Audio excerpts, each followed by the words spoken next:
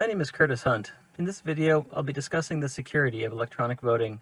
The video is a requirement for my undergraduate computer security class with Dr. Sue Fitzgerald at Metropolitan State University in St. Paul, Minnesota.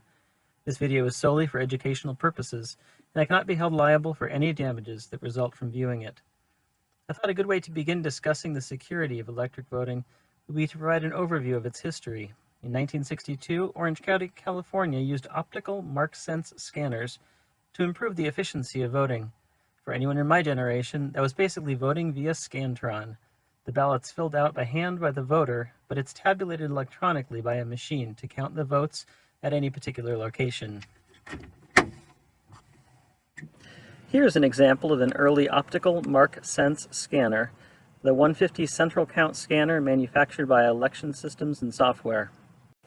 And here's a later example that looks a lot more like what you might see in Minnesota at the next general election. This one is an Optec Eagle, also by Election Systems and Software. The ballot box on the Eagle contains 3 compartments. One compartment holds ballots that were not scanned by the machine and is intended to be used only if the scanner's not working.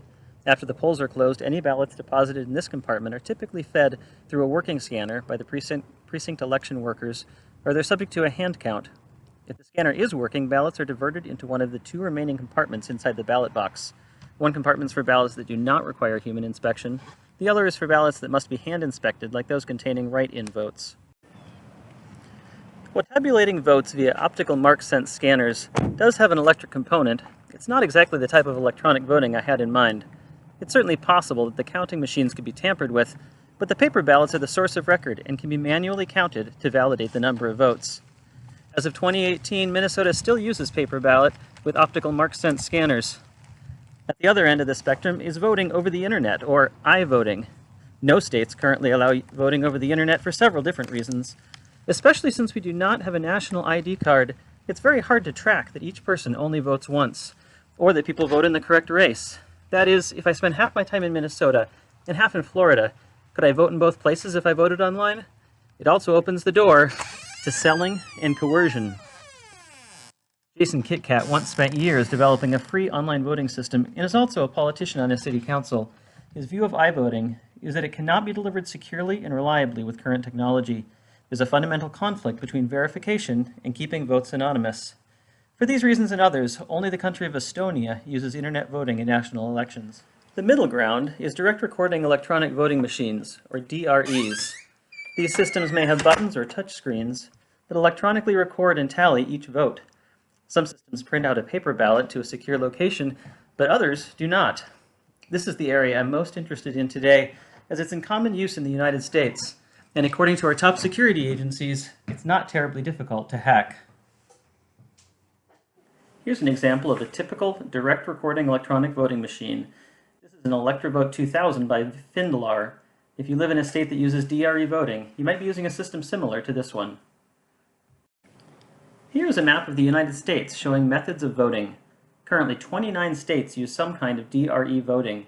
Half of those have systems that leave an auditable paper trail behind, but the other half have at least a portion of their voting systems that don't leave any paper trail.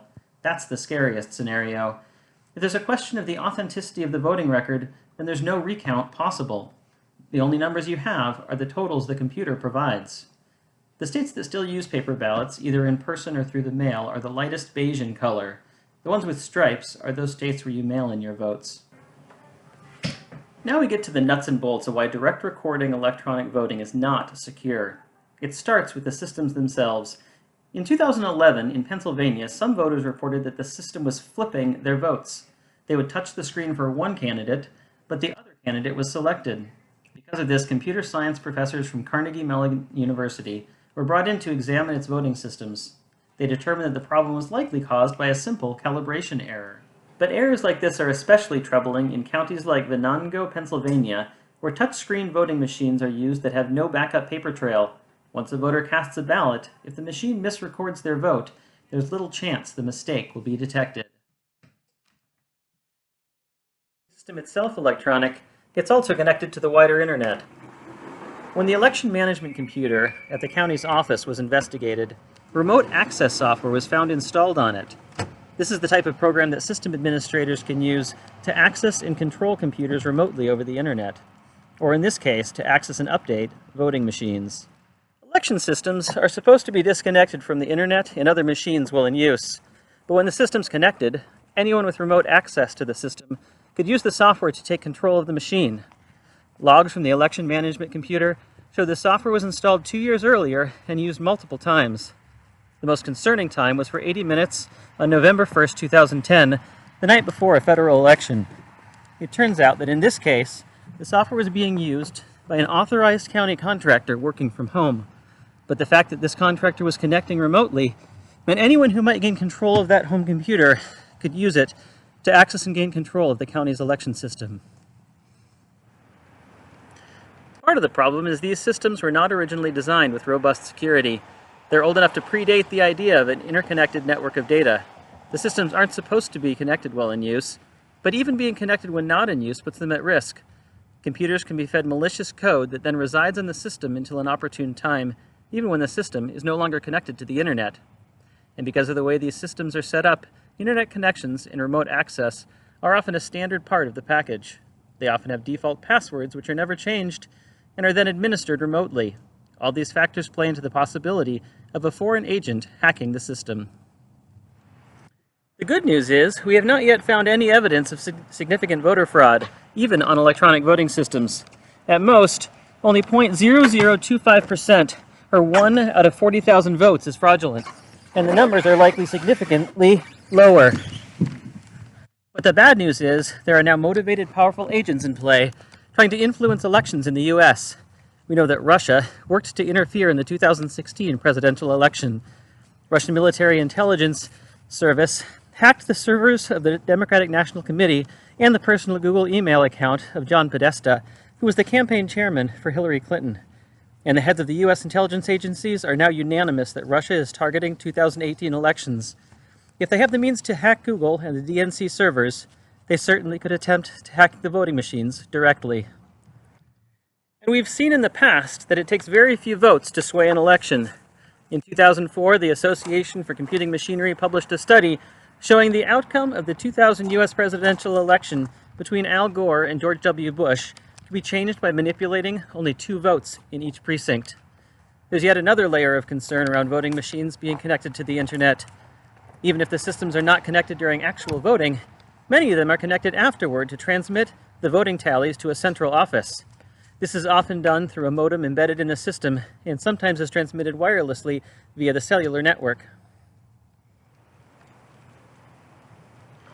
During wireless transmission, hackers could be able to use a device called an IMSI catcher to impersonate legitimate cell towers and alter vote tallies as they're transmitted, or connect back into the voting machine itself to install malware or alter the software to affect election results in one direction or the other.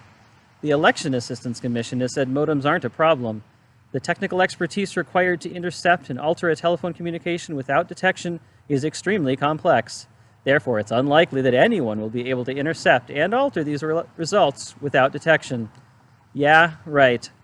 Voting machine vendors also insist that machines have protections to prevent hacking into them, and regular maintenance would detect any changes in the system. Again, it seems like a long shot that their cybersecurity would be so perfectly tight. So is electronic voting safe? It certainly doesn't seem so. Voting machines themselves are vulnerable to malware and exploits, and the communications between systems can be hacked with enough expertise. With the current state of cybersecurity in the world, a secure electronic voting system looks far off. So many states in the U.S. are going back to the old paper systems.